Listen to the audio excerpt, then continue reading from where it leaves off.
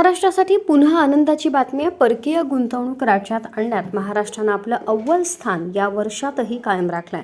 2023-24च्या दुसऱ्या तिमाहीची आकडेवारी आली असून सर्वाधिक FDI महाराष्ट्रातच आला आहे।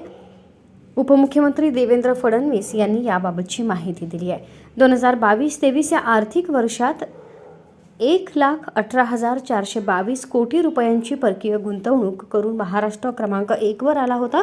2023-24च्या पहिल्या तिमाहीत एप्रिल ते जून 2023 या कालावधीत 36,634 कोटी रुपये परकीय गुंतवणूक आली।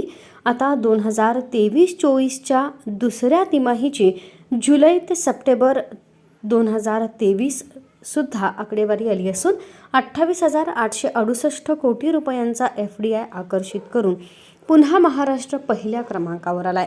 एप्रिल ते सप्टेंबर 2023 या कालावधीत एकूण 65,502 कोटी रुपयांची परकीय गुंतवणूक महाराष्ट्रात आली असून ती जवळजवळ कर्नाटक, दिल्ली आणि गुजरात या 3 राज्यातील एकत्रित गुंतवणुकी इतकी आहे।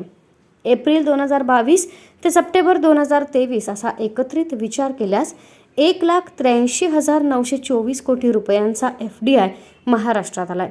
महायुती सरकारच्या नेतृत्वातील राज्यातील भक्कम सरकारची यशस्वी घोडदौड सुरू आहे आणि गुंतवणूकदारांची महाराष्ट्राला पसंती आहे असंच यावरून दिसून येत आहे।